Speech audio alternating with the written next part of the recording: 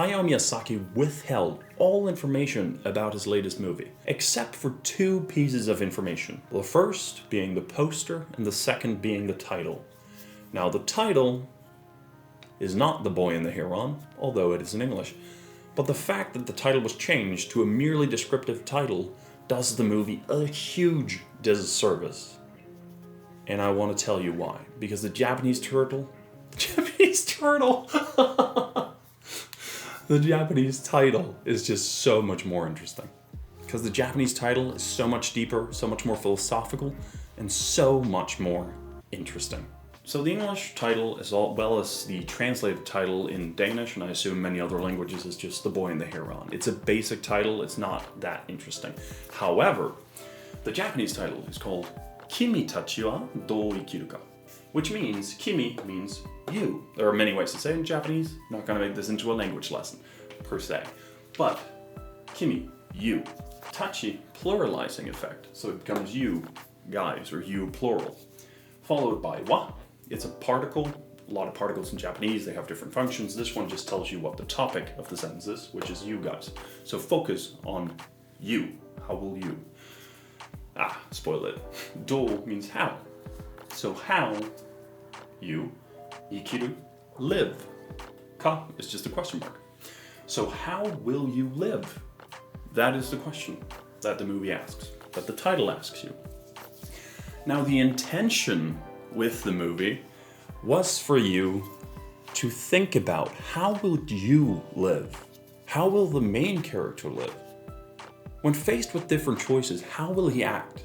How will he think? How will he choose? How will he live?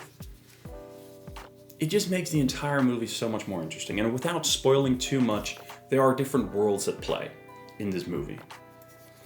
And there are different characters who have certain roles. And they can choose to fulfill those roles or not. They choose how they live. And it's a theme throughout the entire movie. And knowing that from the title just makes it so much more fascinating. Especially because this was only part one. There is a second meaning to how will you live. Kimi tachi wa dou ikiru ka. Which is, in 1937, a literary work was written called that exact title, How Will You Live? The movie goes out of its way to reference this particular work. Not only does it share the title, that very book shows up in the movie. Because Hayao Miyazaki wanted to show that the main character actually was inspired by that book, that it held a place in his mind as he went through the world and did what he did.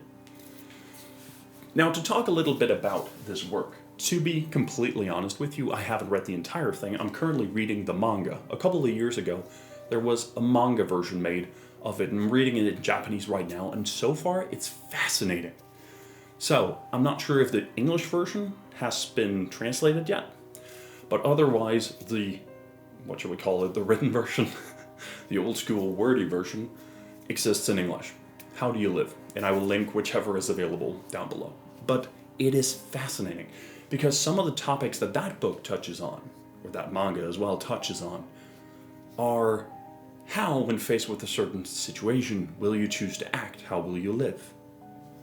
How do you view the world? How do you understand your place in it? One of the very first scenes that actually happened in this literary work, in the manga, and probably, I assume, in the written version as well, is that the main character goes with his uncle, or rather he goes home to his uncle, where as a reward for helping him, he gets to choose a book. And he just looked through one book, which is a science book, and it's a bit too tough for him, so he puts it back, and they go somewhere, out to check out the city. And on a rooftop, he looks out over all the people. And just before, he was almost hit by an old man on a bike. And he sees a man on a bike, and he says, "Hey, that's the guy who almost hit me." But his uncle says, no, we're just up high, so you can't tell them apart. But it's actually another person. And in that crowd, in the distance, he sees a child whom he thinks is himself, because he can't tell them apart. And that's when he has the realization that the world consists of these atoms or particles. that are too small and indiscernible to be able to tell them apart. But nonetheless, they're all interconnected. And so in the same way, humans are a small part of a greater whole, indiscernible from up high, but significant in their own right. And it's just, and within such a world, how will you choose to live? What will you choose to do? And so it just poses all of these philosophical questions. And it all leads back to the title of the movie, and then how the movie unfolds, how all of this unfolds. And I just find it to be such a disservice, artistically, to take all of that, and just throw it away for The Boy and the Heron, a basic descriptive title that tells you nothing. Except, hey, there's a guy. Hey, there's a bird. It's a heron. The Boy and the Heron. Oh, yay. It's not interesting. I'm sorry, it's not. I don't think it's interesting. Anyway, I understand why they did it, because for some reason, Western audiences tend not to be compelled to watch movies with philosophical, frankly interesting titles. And so if we were to spell out a full title that said, How Will You Live?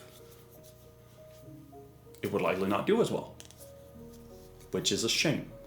Because I think it does a disservice to the movie, and heck, even to audiences, that they don't get to know the full story behind the title. But now you know, and now when you rewatch it, or if you watch it for the first time, you can have an elated experience. I hope you found this video enjoyable. I'm back with more videos from now on. Thank you for watching, and I hope you will have a better viewing experience having watched this video. Bye.